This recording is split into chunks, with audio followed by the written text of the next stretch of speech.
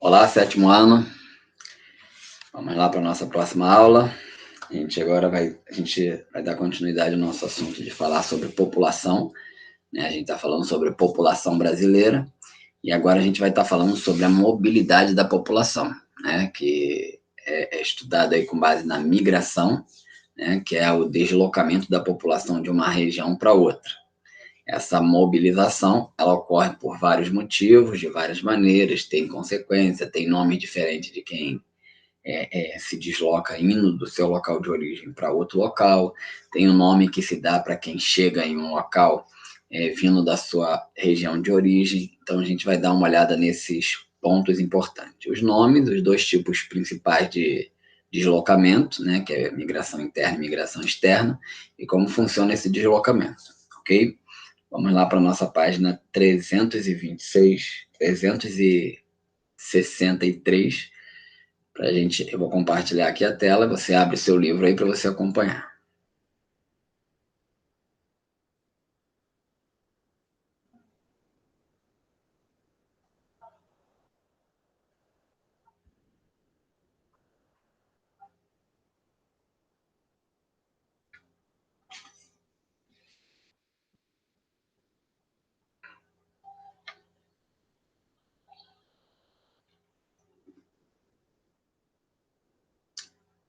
Bom, então vamos lá. Na página 363, a gente começa aí com um texto que vai dar base ao nosso conteúdo. Bom, primeiro, mobilidade da população brasileira. A população brasileira está em constante movimento pelo nosso território. As pessoas se deslocam de um lugar para o outro em razão de objetivos específicos, como trabalhar, estudar, passear. A esse deslocamento denominam-se migrações, ok? Então, o nome que a gente dá para o deslocamento da população de uma área para outra é migração, é esse movimento. O deslocamento de pessoas pode ocorrer entre áreas de um mesmo município ou de um município para outras partes do país. Nos casos em que o deslocamento acontece de uma região para outra com a intenção de permanência, ok? Com a intenção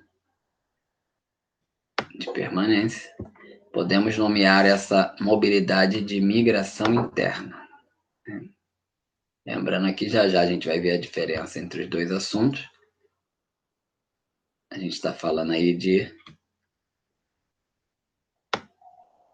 primeiramente, uma troca de uma região para outra, né?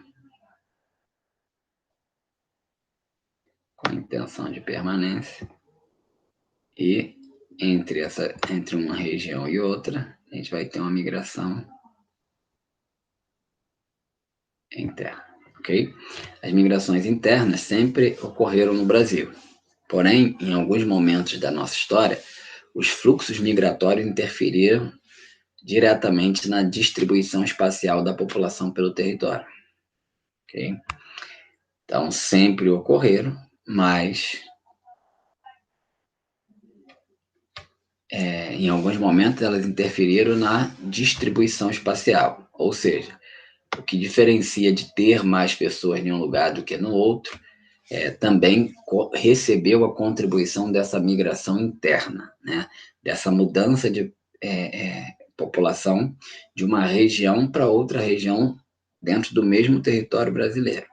Então, isso acabou influenciando também nessa distribuição, onde tem mais pessoas, onde tem menos. Por que concentram mais pessoas em um lugar do que em outro? Também teve aí a participação e a contribuição dessa migração interna. Vamos continuar a leitura aqui, ó. Durante o século XX, esses fluxos migratórios desencadearam o povoamento de áreas interioranas do país e contribuíram para o crescimento de várias metrópoles e para o desenvolvimento socioeconômico de algumas regiões brasileiras. Então vamos lá, século XX, esses fluxos migratórios desencadearam o povoamento, né? Ou seja, aumentou o povoamento das áreas interioranas do país.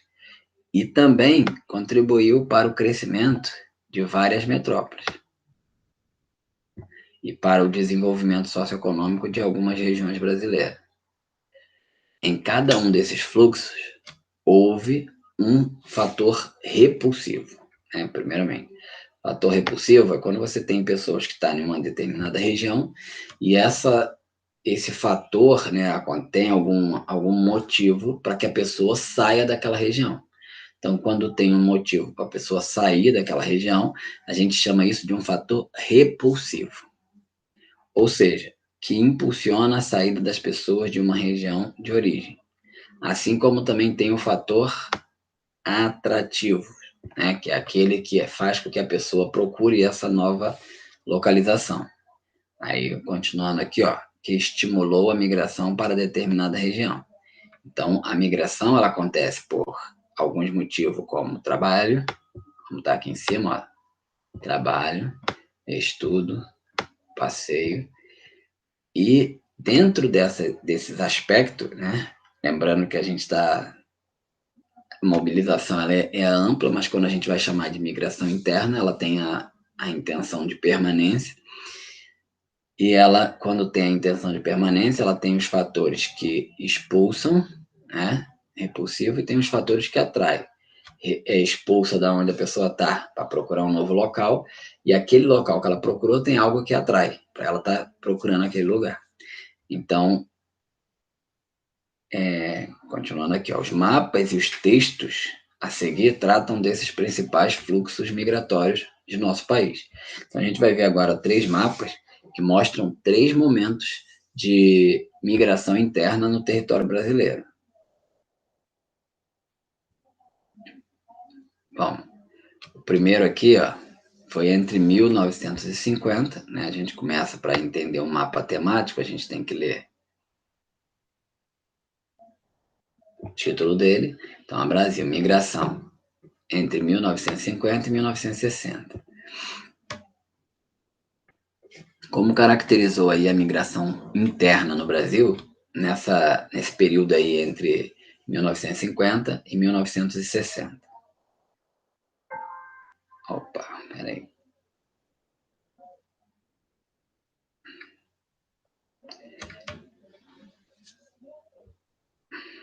Só um minutinho.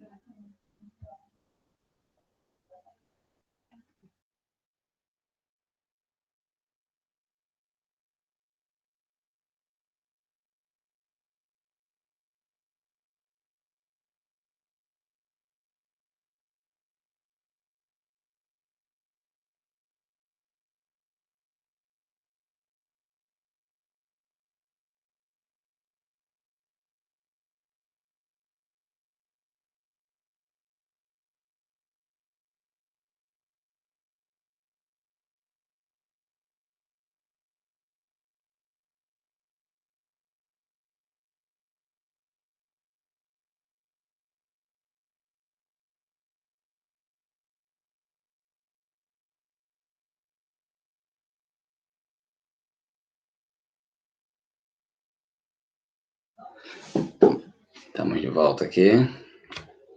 Uma necessidade aqui rápida. Mas vamos lá, voltando aqui, então, primeiro mapa aí vai estar mostrando a gente esse período de 1950 a 1960, que mostra a migração interna no Brasil. Então, vamos ler aí o que fala do mapa. Em razão da falta de oferta de emprego, né? Lembrando aqui, deixa eu aumentar o mapa para você visualizar mais. Lembrando que a seta, ela está mostrando, ó, que está saindo do Nordeste e está indo em outras direções. Essa é a característica desse período. Então, sinal que aqui tem algum fator repulsivo e nessas regiões tem algum fator atrativo, que está fazendo com que a população venha para essa área aqui, principalmente aqui a região sudeste, ok? Assim como está vendo aqui um pequeno fluxo do sul também.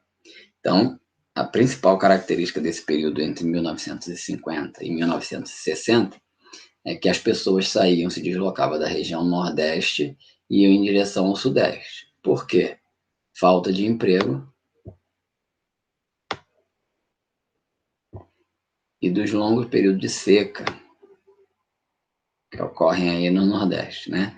Porque isso tudo gera problemas socioeconômicos. Então, um expressivo número de nordestinos migrou para outras regiões do país, principalmente para onde? Para o Sudeste. Nesse período, o estado do Paraná caracterizava a fronteira agrícola do país e recebeu também muitos migrantes, principalmente dos estados de Santa Catarina e do Rio Grande do Sul. Então aqui, ó, Rio Grande do Sul, Santa Catarina e em direção ao Paraná. Aí já é entre o próprio sul, né? Entre uma região do sul e outra região do sul. Mas esse primeiro momento, entre 1950 e 1960, a situação de migração no nosso território é caracterizada pela movimentação ou deslocamento da população do Nordeste, principalmente em relação ao Sudeste. Vamos ver um outro momento aqui no mapa, na próxima página 364. Então, aqui, ó, nesse outro mapa, ele está tratando aqui entre 1960 e 1970. O mapa já está diferente, já mostra outros fluxos, né? Aqui tinha um pequeno fluxo daqui do Nordeste para o Norte, aqui já aumentou o fluxo, aqui já tem outras regiões enviando pessoas, ó, em direção ao Centro-Oeste, aqui, ó, ok? E aqui do Nordeste vindo em direção ao Norte. E o fluxo que vai do Nordeste para a região Sudeste não parou por isso, né? A gente tem outras direções, continua acontecendo deslocamento para outros lugares, mas do Nordeste para a região Sudeste permanece acontecendo. Então vamos ver aí por que acontece isso. Na década de 60, atraídos pela exploração do ouro e pelo desenvolvimento da agropecuária nas áreas de floresta, da floresta amazônica e do Cerrado, muitos trabalhadores deixaram as regiões Nordeste, Sudeste e Sul para viverem em áreas no interior da região Norte e do Centro-Oeste do país. Esse deslocamento populacional também teve relacionado à construção de Brasília, que na época promoveu grande oferta de emprego. Então aqui, ó, essa região aqui, ó, do Distrito Federal, né? Deixa eu apagar aqui para a gente visualizar de novo melhor. Então aqui, essa região aqui, onde foi criada a cidade de Brasília, né?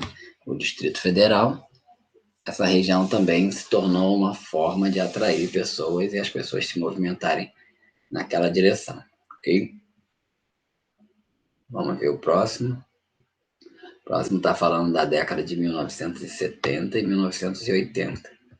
Aqui ainda continua um fluxo aqui, ó, da região Sudeste, não mais a mesma quantidade igual era, mas continua. Aqui tem pessoas que saem do Sudeste, vai em direção ao Norte, tem pessoas do Sul que vai em direção ao Norte, e aqui também da região Centro-Oeste. Então, um fluxo ainda maior para essa região aqui, próxima à Floresta Amazônica. Por que nessa época aumentou o fluxo para essa direção? Vamos ler aqui, ó. Nesse período, houve uma intensificação do fluxo migratório para a região Centro-Oeste e Norte, em virtude das novas fronteiras agrícolas. Fronteiras agrícolas quer dizer que os locais onde tinha floresta nativa, né, onde tinha vegetação natural, que surgiu ali espontaneamente, eles começaram a usar esse território para cultivo, né? Então, onde vai cultivar, onde vai plantar, onde vai produzir, acaba atraindo mão de obra e, por isso, as pessoas começaram a procurar essas regiões. Além dos migrantes nordestinos, faziam parte desse deslocamento fazia parte desse deslocamento populacional habitantes da região sul e sudeste. Agora até da região sul e sudeste também estava procurando essa direção que era o local onde estava atraindo a população naquele momento. Uma intensa corrente da região nordeste para o sudeste também se intensificou. Então, mesmo que esse local estivesse atraindo, aqui o Nordeste, as pessoas continuaram indo ainda em direção ao Sudeste. E no ano de 1980, somente o estado de São Paulo recebeu 7 milhões de imigrantes. Para vocês verem que é a quantidade, vocês conseguirem perceber aí, a quantidade de imigrantes para essa região foi grande. A região sudeste, ainda que em momentos diminuiu, outros momentos aumentou, mas a região sudeste sempre recebeu e acabou atraindo muita gente da região nordeste, né? O nordeste, por ter a sua dificuldade socioeconômica, de seca, isso acaba diminuindo o número de mão de obra, de necessidade de mão de obra, e as pessoas acabam se deslocando de lá. Ou seja, esses fatores na região nordeste são fatores repulsivos. E a gente vai ver aqui agora a diferença, a gente está falando de migração interna, a gente vai ver agora a diferença que para mobilidade externa, né, que é uma migração externa. A migração interna tem a ver com mudar de cidade para outra dentro do mesmo país, mudar de uma região para outra dentro do mesmo país. Agora a gente vai ver a migração externa. As pessoas também podem se deslocar de um país para o outro. Esse tipo de migração classifica a pessoa que se desloca de duas maneiras. Veja exemplo de James. James, ele é australiano e migrou para viver no Brasil. Então, essa migração externa, que é uma migração de um país para o outro, ela pode ocorrer e ter a classificação de duas maneiras. Ou pode ser chamado o indivíduo que está se deslocando de imigrante, ou pode chamar de emigrante, ok? A gente vai ver essa diferença quando a pessoa só se modifica, só se desloca, né? Ela é migrante. Agora, quando você quer diferenciar se ela está saindo do seu local de origem ou se ela está chegando num local novo, aí você vai botar essa letrinha aí, inicial, para você saber a diferença. Então, a diferença com I é a pessoa que chega para viver em um país estrangeiro. Então, por exemplo, chega, ok?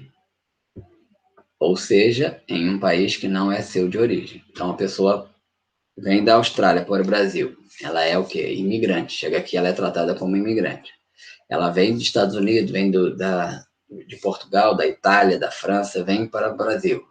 Ela é chamada de imigrante, porque ela está chegando em um local que não é o seu de origem. Imigrante.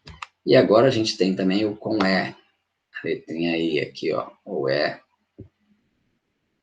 É a pessoa que, em relação ao seu país de origem, migra espontaneamente para viver em um país estrangeiro. Então, quando a pessoa sai do seu país de origem, né? Aqui a gente pode usar o sai do seu país de origem para viver em um país estrangeiro, ou seja, um país que não é o seu de origem, ela é chamada de emigrante. Então, tem um brasileiro que vai viver na França. Aqui a gente diz que ele é um emigrante, ele está saindo daqui. Ele vai para viver em Portugal, vai para viver nos Estados Unidos, vai para viver em outro país, ele é imigrante, ok? Então, essa é a diferença entre um e outro. Chegou de um país diferente, do qual não é o seu de origem, a gente chama de imigrante.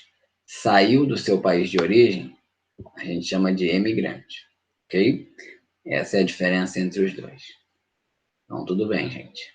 Essa é a nossa aula, que a gente vai passar aí para que depois vocês vão ver o exemplo aqui, ó, botaram o mapa mundi, tem o James aqui, ó, James sai da Austrália e vai viver no Brasil. Aqui na Austrália ele é o quê? Na Austrália ele é emigrante. E no Brasil ele é o quê? No Brasil ele é imigrante, porque ele chegou aqui, então aqui no Brasil ele é imigrante, na Austrália ele é emigrante. Na Austrália com E no Brasil com I. Ok? Então é isso, pessoal. O que a gente vai fazer de exercício aí é você diferenciar qual a diferença aí entre migração interna e migração externa. A migração interna ela acontece entre duas regiões do mesmo país e a migração externa ela acontece entre países diferentes. E a outra coisa que você vai diferenciar é qual a diferença, né? Ou vai explicar o que é o imigrante ou o que é o emigrante. Como é chamada a pessoa quando sai do seu país de origem? Imigrante, com I. E como é chamada a pessoa que chega em um país diferente do seu país de origem? Imigrante, ok? Então é isso aí. Boa atividade, boa aula e até nosso próximo encontro aí.